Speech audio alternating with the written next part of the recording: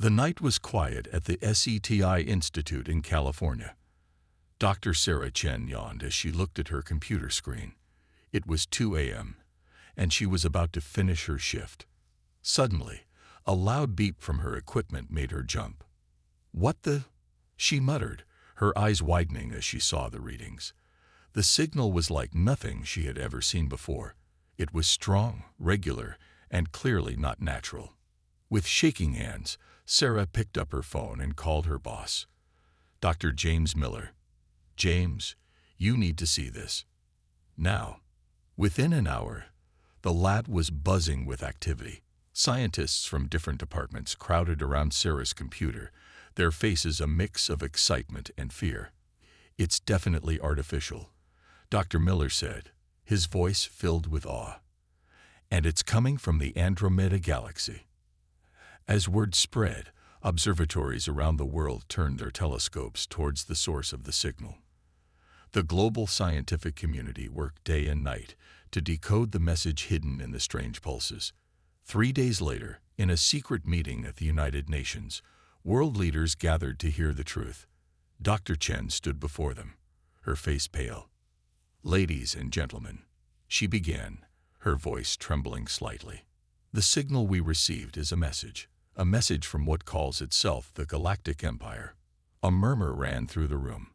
The UN Secretary General leaned forward. "What does this empire want?" Sarah took a deep breath. "They claim to rule over 1,000 star systems. And now, they want Earth." The room erupted in chaos. It took several minutes for order to be restored. When it was quiet again, Sarah continued, "The message is an ultimatum. They demand our complete surrender within 30 Earth days. If we refuse," she paused, swallowing hard, "they threaten to destroy our civilization and colonize our planet." The silence that followed was deafening. Then, the President of the United States spoke up. "Do we have any way to verify this threat? Could this be a hoax?" Dr. Miller stepped forward. "We've detected a large object moving towards our solar system at an impossible speed. It will reach Earth in exactly 30 days. This is real, Mr. President." As the gravity of the situation sank in, panic began to spread. News of the alien ultimatum leaked to the press, causing worldwide chaos. People rushed to stockpile food and supplies. Religious leaders proclaimed the end times. Governments struggled to maintain order. But in a secret bunker deep beneath the Pentagon, a different scene was unfolding. General Laura Steele, a tough, no-nonsense military leader, faced a room full of the world's top scientists, engineers, and strategists. "Ladies and gentlemen," she said, her voice firm and determined, "I refuse to believe that humanity will roll over and die. We've faced extinction before, ice ages, plagues, world wars. Each time, we've survived. We've thrived. Now we face our greatest challenge yet, but I believe we can win." A murmur of agreement ran through the room. Dr. Chen, who had been invited to join this secret group, spoke up. "But how? Their technology must be centuries ahead of ours." General Steele smiled. It wasn't a happy smile, but one that promised trouble for the enemy. "They may have better tech, but we have something they don't expect. The human spirit. Our creativity, our adaptability, our sheer stubborn refusal to give up. And we have the element of surprise." She pointed to a large screen on the wall. "Operation Trojan Horse. We'll make Earth look weak, primitive, not worth the Empire's time. We'll hide our true strength, let them underestimate us, and when they least expect it, we'll show them why you should never, ever threaten humanity." As the group began to plan, a spark of hope ignited in the room. They had 30 days to prepare a trap for an enemy that thought victory was assured. It would take every ounce of human ingenuity, every scrap of technology, and the combined will of every nation on Earth. The clock was ticking. The greatest challenge in human history had begun, and unknown to the approaching Galactic Empire, they were about to learn a harsh lesson. Never underestimate the inhabitants of the small blue planet called Earth. The next morning, as the sun rose over New York City, The United Nations building stood silent and empty. But deep beneath its foundations, in a secret bunker, the most important meeting in human history was about to begin. World leaders from every country sat around a massive circular table. Some faces showed fear, others determination. The air was thick with tension. UN Secretary-General Amina Okafor stood up. Her voice was steady as she spoke. "We face a threat unlike any in our history, but we are not here to give up. We are here to fight back." She nodded to Dr. Sarah Chen, who stepped forward. "We have 28 days left," Sarah said. "In that time, we must convince the Galactic Empire that Earth is not worth conquering." Murmurs filled the room. The President of India leaned forward. "And how do we do that, Dr. Chen?" General Laura Steele stood up. "Operation Trojan Horse," she said. "We hide our strength and show only weakness." For the next hour, Sarah and Laura explained their plan. They would hide Earth's advanced technology and pretend to be a primitive civilization. It was a huge risk, but it might be their only chance. As they finished, silence fell over the room. Then, slowly, the President of China stood up. "It's crazy," he said, "but it might just work. China stands with you." One by one, other leaders stood. Russia, Brazil, the European Union, Africa. Within minutes, every country had agreed. For the first time in history, the entire world was united. "Then it's decided," Amina said. "Let Operation Trojan Horse begin." Over the next few days, the world changed. Satellites were quietly moved to the far side of the moon. High-tech factories were hidden underground. In their place, fake primitive villages were built. But the biggest challenge was keeping it all secret from the public. In London, Prime Minister Edward Thompson faced angry protesters outside 10 Downing Street. "We demand to know the truth," they shouted. "What are you hiding?" Edward sighed. He wanted to tell them everything. But he knew that for the plan to work, most people had to believe the lie. Meanwhile, in a hidden lab in Tokyo, Dr. Yuki Tanaka worked day and night. She was leading a team of scientists trying to understand the alien technology. "Look at this," she said, pointing to a complex diagram. "Their ships seem to use a form of gravity manipulation, if we can understand it." Her words were cut off by a loud boom. The ground shook. Alarms blared. What was that? Someone shouted. Yuki ran to the window. In the distance, she saw a pillar of smoke rising from the city center. Her heart sank. The secret was out. Across the world, similar scenes played out. Alien scout ships appeared in the skies, causing panic. The carefully crafted illusion of a primitive Earth was at risk of falling apart. In Washington, D.C., General Steele paced in the war room. "We're running out of time," she said. "We need to speed up the plan." President Michael Reynolds nodded grimly. "Do it," he said. "Whatever it takes." Operation Trojan Horse entered its final desperate phase. As alien ships watched from orbit, humans pretended to fight with sticks and stones. Hidden cameras captured it all, feeding false information to the Empire. But not everyone was fooled. In her ship high above Earth, Commander Zix of the Galactic Empire frowned at the images on her screen. "Something's not right," she muttered. "This is too easy." She turned to her second-in-command. "Prepare a small landing party. I want to see this planet for myself." As Zix's ship descended towards Earth, humanity held its breath. Everything depended on the next few hours. If they could fool the alien commander, they might just have a chance. In the hidden command center, Dr. Chen watched the alien ships approach. She turned to General Steele, her face pale but determined. "This is it," Sarah said. "Our last chance to save Earth." Laura nodded, her eyes fixed on the screen. "Then let's make it count," she said. As the alien ship touched down, the fate of humanity hung in the balance. The greatest deception in history was about to be put to the test. The alien ship landed in a field outside New York City.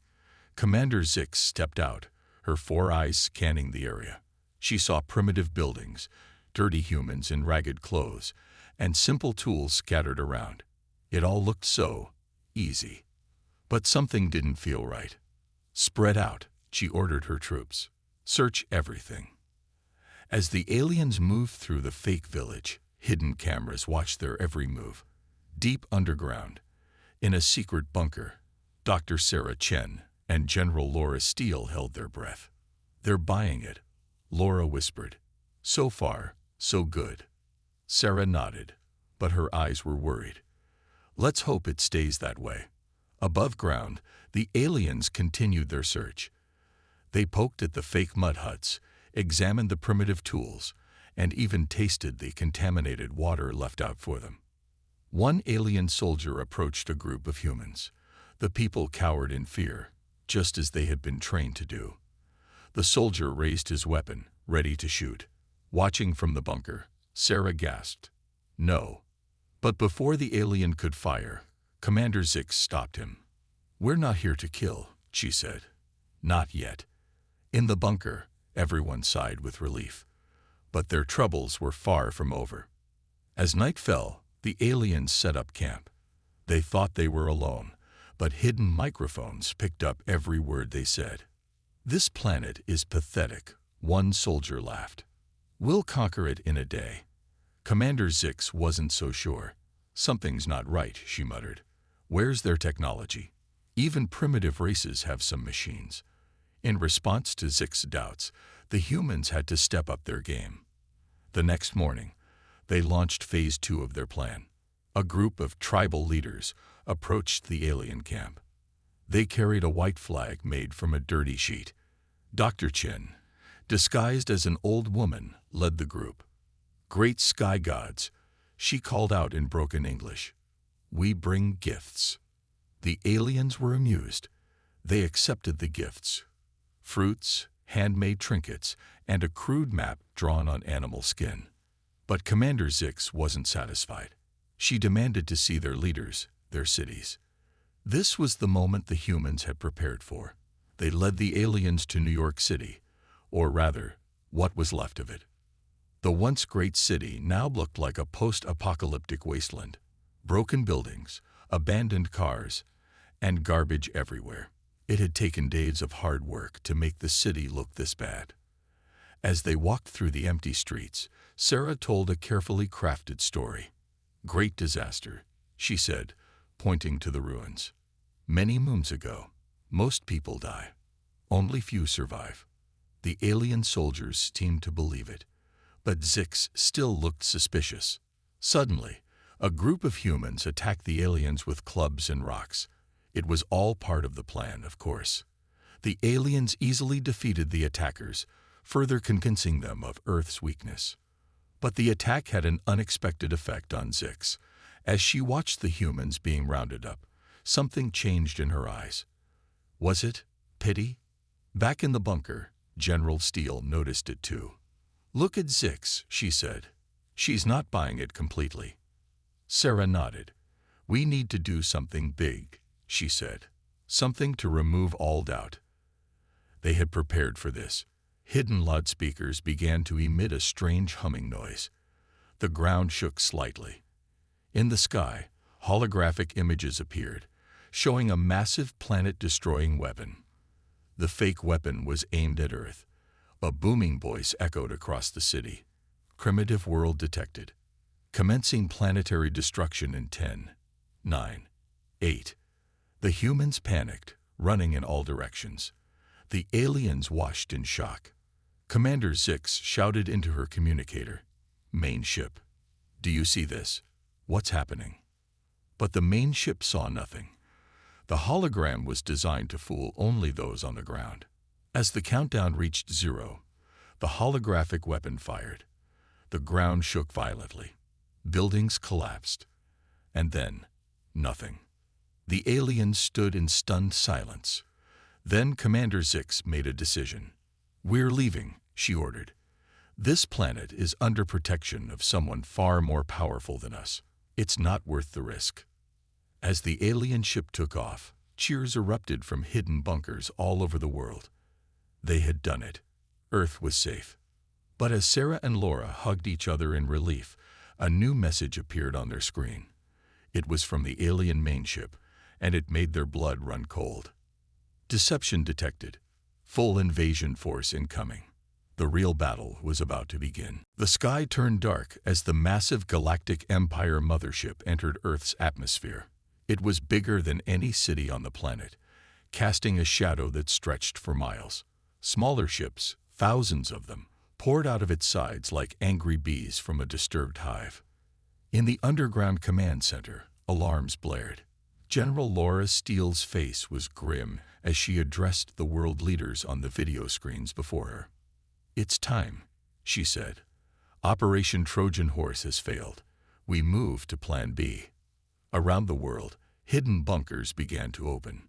Advanced weapons, carefully concealed fighter jets, and state-of-the-art tanks emerged from their hiding places. The real face of Earth's defense was about to be revealed. Dr. Sarah Chen stood beside Laura, her eyes fixed on the radar screen.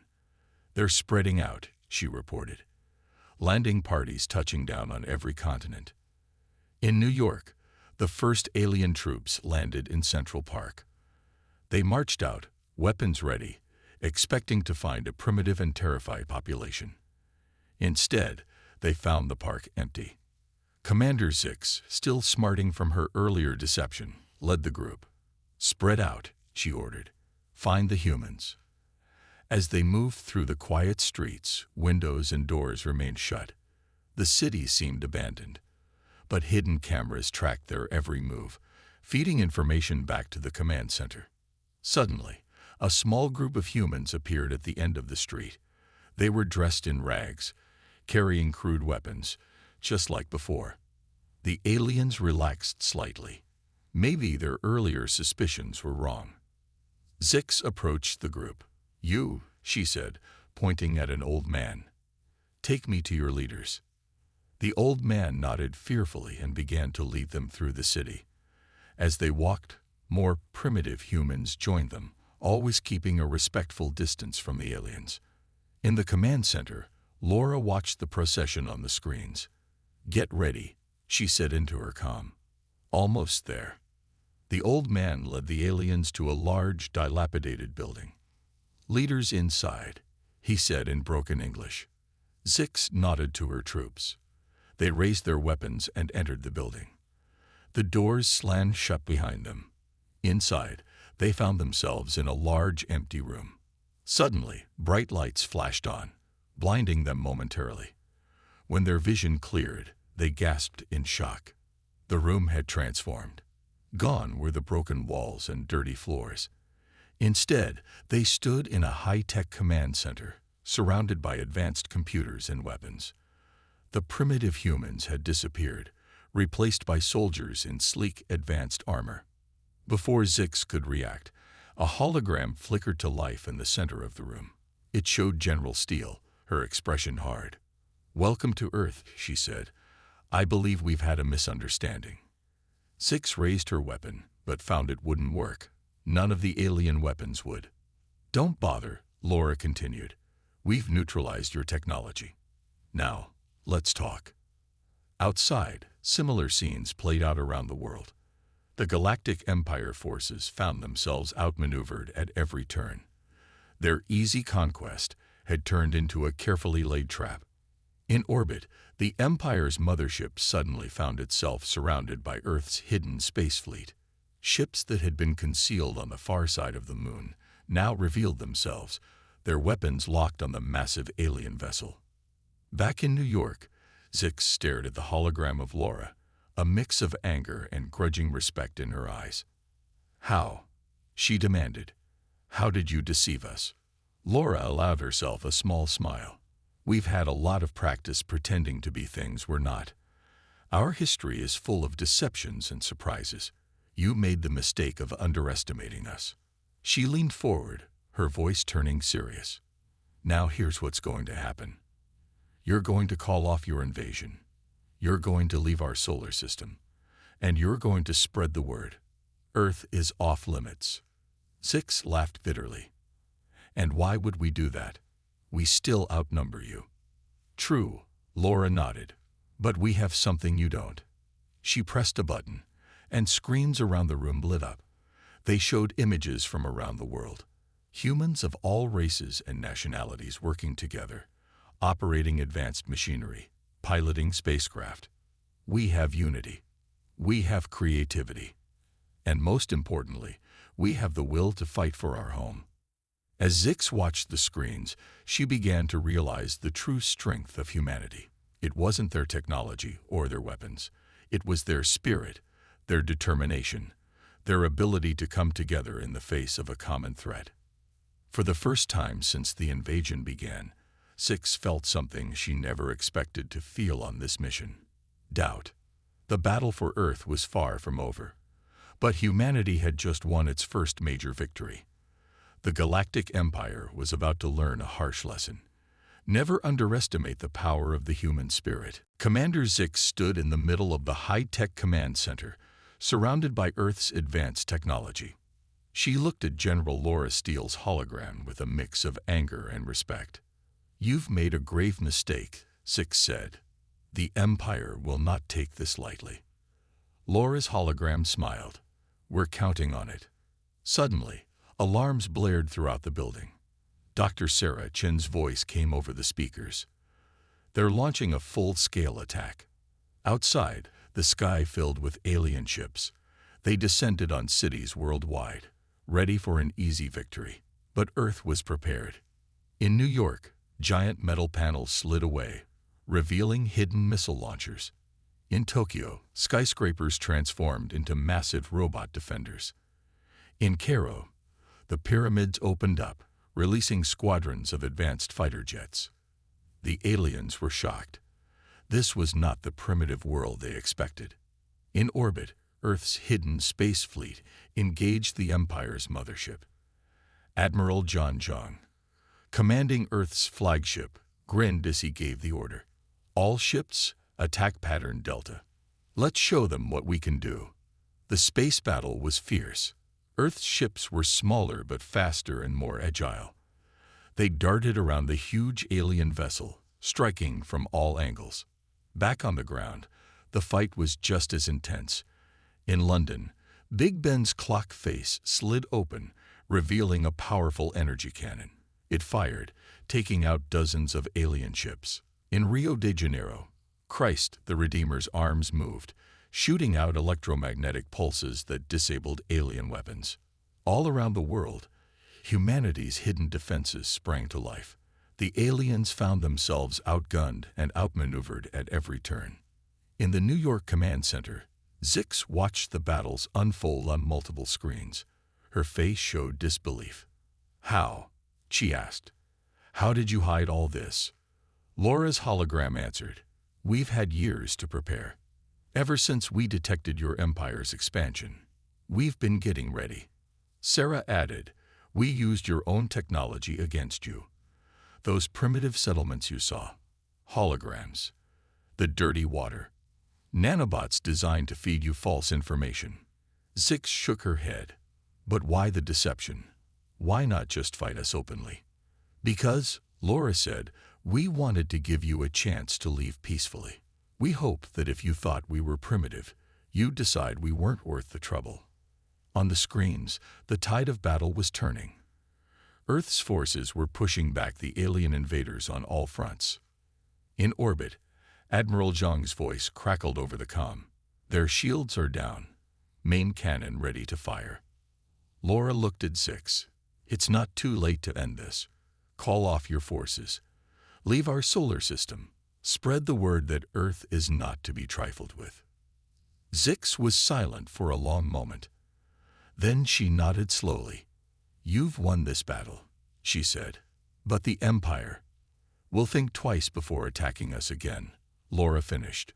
Zix raised her hand to her communication device. "All forces," she said, her voice heavy with defeat, "stand down. Retreat to the mothership." Around the world, alien ships began to pull back. The invasion was over almost as quickly as it had begun. As the massive mothership prepared to leave Earth's orbit, Laura turned to Sarah. "Send the message," she said. Sarah nodded and pressed a button. A powerful signal beamed out from Earth, aimed at the heart of the Galactic Empire. It contained only a few words. Earth stands united. Approach at your peril. As the alien ship disappeared into the depths of space, cheers erupted around the world. Humans poured into the streets, celebrating their victory. But in the command center, Laura and Sarah exchanged worried looks. They had won the battle, but the war might just be beginning. "They'll be back," Sarah said quietly. Laura nodded. "And we'll be ready."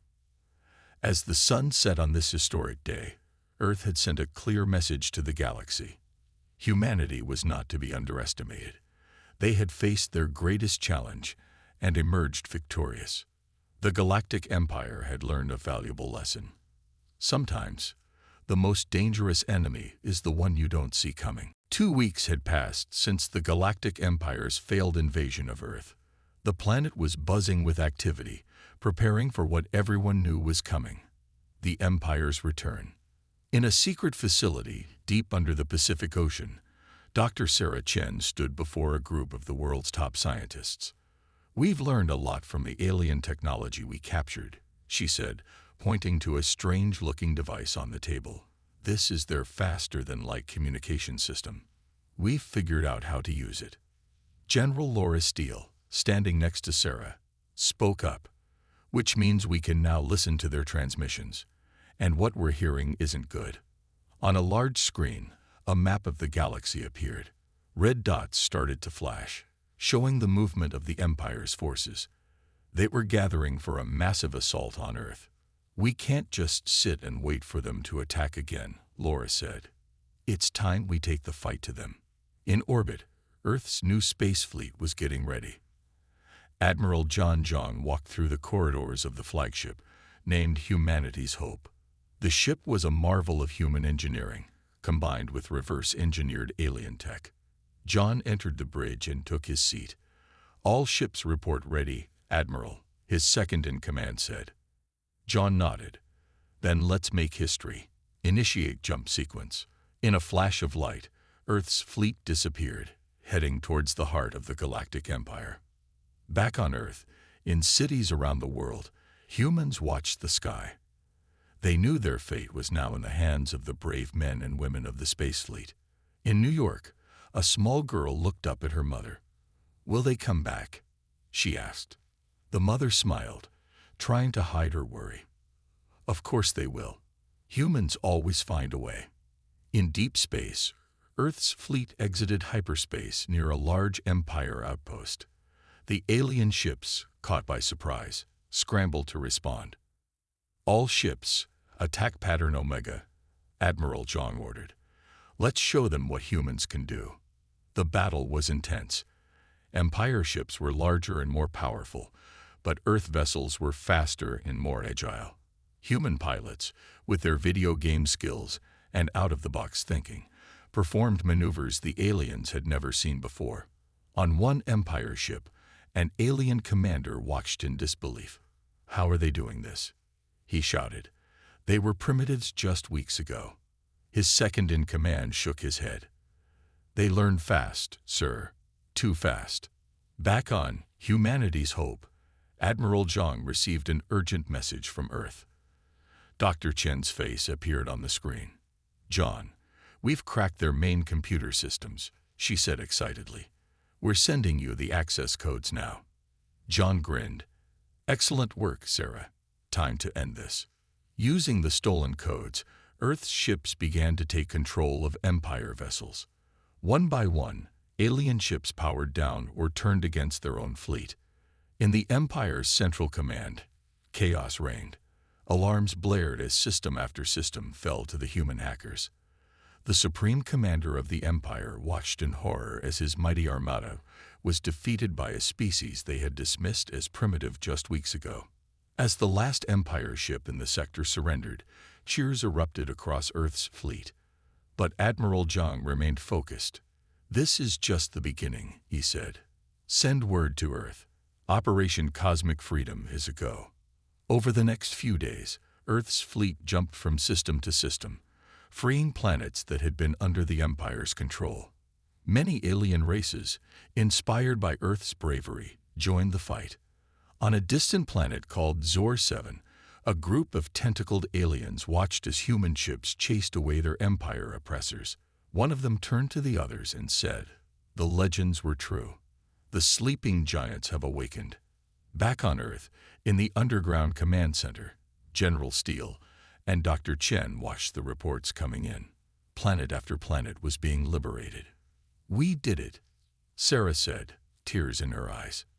"We've changed the galaxy." Laura nodded, but her face was serious. "We've won the war, but now comes the hard part, building a lasting peace." As news of the victory spread across Earth, people poured into the streets to celebrate. Humans had faced their greatest challenge and not only survived but thrived. They had shown the galaxy that unity, creativity, and determination could overcome any obstacle. In New York, the little girl who had watched the sky weeks ago now danced with her mother in Times Square. Above them, the stars seemed to shine a little brighter, full of new possibilities and adventures for humanity. The message Earth had sent to the galaxy had been received loud and clear. Never underestimate the human spirit. 1 year had passed since Earth's victory over the Galactic Empire. The planet that was once considered primitive now stood at the center of a new galactic community. In the newly built Galactic Council chamber in Geneva, representatives from 100 different alien races gathered. The room buzzed with excitement as Earth's president, Maria Chen, took the stage. "Friends, allies, fellow sentient beings," she began, her voice echoing through the chamber. "Today, we write a new chapter in the history of our galaxy." As Maria spoke, screens around the room showed images from across the galaxy. Humans and aliens working side by side to rebuild worlds destroyed by the Empire. Earth ships delivering aid to planets in need. Former enemy aliens now training with human peacekeepers. In orbit above Earth, the massive space station, Unity, neared completion. It was a marvel of engineering, combining technology from dozens of worlds. Admiral John Zhang, now head of Earth's Space Force, watched from the station's main viewport. "It's beautiful, isn't it?" a voice said behind him. John turned to see Commander Zix, the former Empire officer who had led the initial invasion of Earth. John nodded. "Never thought I'd see the day when we'd be working together like this." Zix smiled. "Your people taught us a valuable lesson about underestimating others. We won't make that mistake again." Back in the council chamber, President Chen continued her speech. "But our work is not done. There are still worlds suffering under oppression, still beings who have not tasted freedom." On a distant planet called Zor 9, a group of resistance fighters huddled in a cave. Their leader, a blue-skinned alien named Kira, turned on a battered radio. President Chen's voice crackled through. "To those still fighting for their freedom, know this: Earth stands with you. The days of the Empire's tyranny are numbered." Kira's eyes filled with hope. She turned to her comrades. "You hear that? We're not alone anymore." In a secret lab beneath New York City, Dr. Sarah Chen, no relation to the president, worked tirelessly. Holographic displays showed complex equations and diagrams. General Laura Steele entered the lab, looking concerned. "Any progress?" Laura asked. Sarah nodded excitedly. "We've cracked it, Laura. The Empire's faster-than-light technology, but we've improved it. With this, we can explore further than anyone has ever gone before." Laura smiled. "You never cease to amaze me, Sarah. But remember, with great power comes great responsibility." In the Galactic Council chamber, President Chen was wrapping up her speech. "We face many challenges ahead. But if we stand united, if we embrace our differences as strengths, there is nothing we cannot accomplish." The chamber erupted in applause. Aliens of all shapes and sizes cheered, their voices joining in a chorus of hope and determination. As the applause died down, a small tentacled alien approached the stage. It was the supreme leader of the Zor Collective, once one of the Empire's strongest allies. "President Chen," the alien said, its voice translated through a device. "On behalf of the former Empire worlds, We wish to formally apologize for our actions and request full membership in this new Galactic Council. A hush fell over the room. This was a historic moment. President Chen smiled warmly and extended her hand. We accept your apology and welcome you as equals. As they shook hands, or tentacles, the chamber once again erupted in cheers. It was a powerful symbol of the new era of peace and cooperation.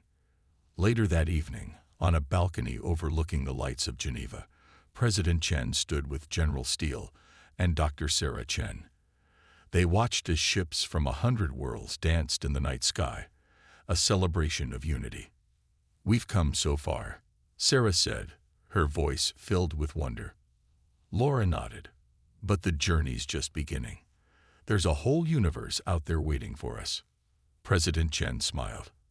And we'll face it together, as one galaxy. As they watched the celestial display, a shooting star streaked across the sky. In that moment, they all made the same silent wish. For a future of peace, discovery, and unity for all beings. The threat that had once seemed like the end of humanity had become the beginning of a new, brighter chapter. Earth, once a small, isolated world, now stood tall as a beacon of hope for the entire galaxy. The message was clear. Humanity had not just survived, they had thrived. And they were ready for whatever the universe had in store for them next.